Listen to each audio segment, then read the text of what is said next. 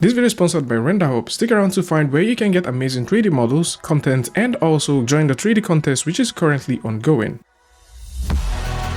So, at the tail end of last year, the folks at Blender Foundation released the Blender project to look forward to in 2024, and this included the extension platform, which is now fully online and available for you to go ahead, download extensions right into Blender and work with them however you choose.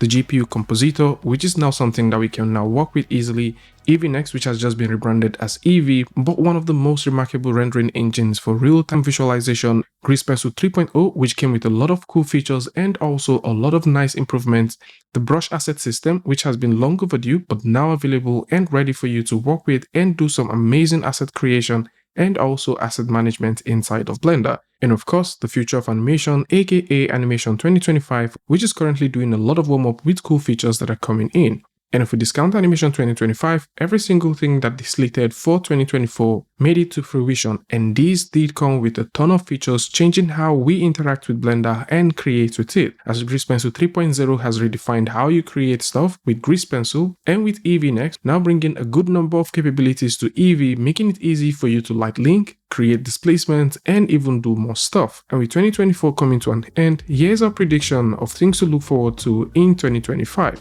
as the folks at Blender Foundation have been working on a couple of things and also doing some collaboration which would definitely help how Blender artists create with Blender.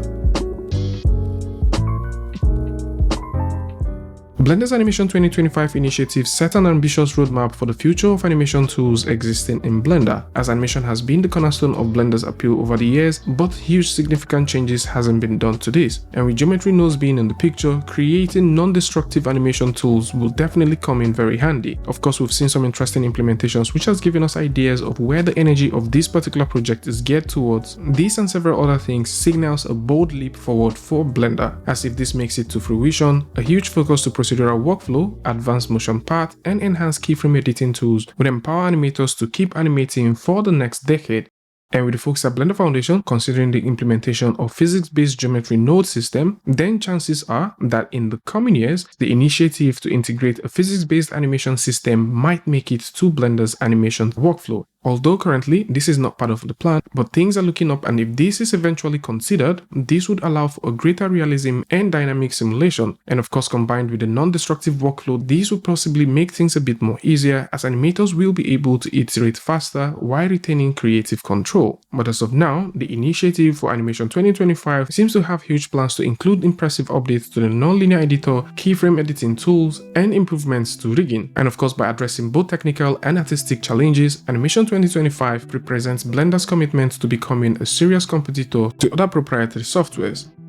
The rise of geometry nodes is making things a bit more interesting when working in Blender, as this has brought with it procedural modeling and also procedural simulation, which artists has taken a huge advantage of and created amazing looking stuff. Geometry node has provided a node-based workflow that allows users to create complex generative models and environments, and also create what could be considered as impossible in Blender. And with tons of add-on creators making amazing stuff by the day, Blender's geometry node highlights the versatility of what Blender is capable of, as geometry node is almost indispensable in Blender as of date, and as highlighted with the previous geometry node workshop, the focus on recent updates has been on usability. And of course, Blender is working to make procedural tools more approachable for traditional artists by offering pre-built templates, and we can see some of these with the hair system and also a couple of assets that now comes packed with Blender. And it's worth noting that geometry node has improved over time with some visual clarity to node interfaces and enhanced performance overall, and these improvements will continue over the years as they are essential in bridging the gap between technical and artistic creators, ensuring that everyone harnesses the power of proceduralism without the steep learning curve. And eventually, if the grand physics idea finally makes it to Blender's geometry node, then a whole lot of things will be super possible with this.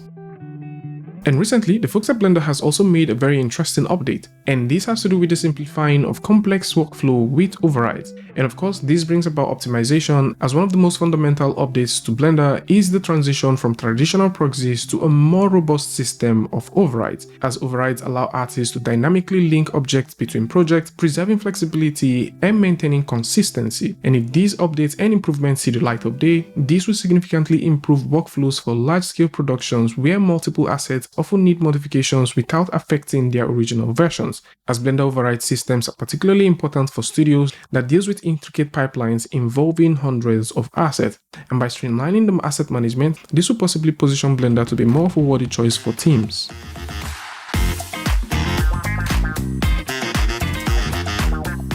In recent times, we've seen the rise of non-photorealistic rendering, and Grease Pencil version 3 has actually made this even better, especially with the integration of geometry nodes with Grease Pencil, opening more doors for artists to explore and express their creativity in more ways than one. And another interesting tool that has also made artists create things easier and even better, especially when thinking about non-photorealistic rendering, are the folks at Go Studio. And one of the most exciting developments is Blender's partnership with Dylan Go Studio to bring native non-photorealistic rendering tools into Blender. And this partnership has already started, as there's a branch for you to go ahead and download and see how this works. There's now an interesting tab that you can find if you go over to the shading node. And once this is fully polished, users will be able to start doing their non-photorealistic shading right there. Of course, this is currently in its very plain state, as there is literally nothing that you can do with it at this point. But having the idea that this integration is coming makes it even more exciting for the future of Blender tools, as NPR rendering has gained immense popularity due to its artistic potentials, and this can be seen in various projects. And to keep things simple, traditionally, 3D softwares do prioritize photorealistic rendering, forcing artists to simply break the rules to achieve stylized results. And with Blender's upcoming NPR tools, which is in partnership with the folks at Go Studios, creators will have a native system designed for this sole purpose. And this initiative by the folks at Go Studio has been considered as the renaissance in stylized filmmaking, as it democratizes the creation of anime, cartoon, and other unique visual styles. And Blender's embrace to NPR also reflects its principle of empowering individual artists and creators. And for those who have no idea, the folks at Dylan Go Studio did create the Go engine, and this is a standalone tool for stylized rendering. But having this fully part of Blender right now makes the integration and also the creation of stylized content a bit more easier and nicer, as this is also going to play its role in ensuring that Blender becomes the go-to platform for artists seeking stylized solutions. Some things might be getting some love in the coming years, and this includes the sculpting branch, the modeling branch, and possibly the video sequence editor. So this is it. Blender's commitment to accessibility remains one of its core strategies in making 3D tools and the process of creating with 3D accessible to all. So whether it's the NPR tool that might be integrated into Blender in the coming years, which of course I don't think will be coming with any version of the 4 series, possibly the 5 series, or the geometry node side of Blender, which is now looking super interesting with the future of physics-based tools coming to it, or the enhanced animation workflow, Blender aims to lower the barrier for creators trying to get started with creating 3D based content, and with the NPR tools coming, 3D and 2D based content. So from hobbyists all the way to professionals, Blender seems to be looking out for everyone. And the same can be said for RenderHub, as RenderHub is an amazing platform where you can buy, sell, and also download tons of free 3D models. RenderHub also has an amazing marketplace which offers you a ton of flexibility in terms of things that you can get. So whether you're looking for compatible stuff based on the software of choice, or possibly you're looking for stuff within the category, or maybe you just want to find stuff related to a specific kind of resource, then RenderHub is the home for you. And if you like to get inspired, then there's the amazing gallery section where you can get inspired from various artworks. And if you like to join the challenge, then the Winter Fantasy version 3 render contest challenge is ongoing. With a prize worth of 3,800, you can join this and become part of the winners. There's amazing prizes to be won, and also some judging criteria right here, just in case you'd like to know more about it. So whether you're looking for inspiration, a free 3D model, or possibly you're looking for 3D assets that you can work with, then RenderHub has you covered. And of course, a huge shout out to the folks at RenderHub for making this possible.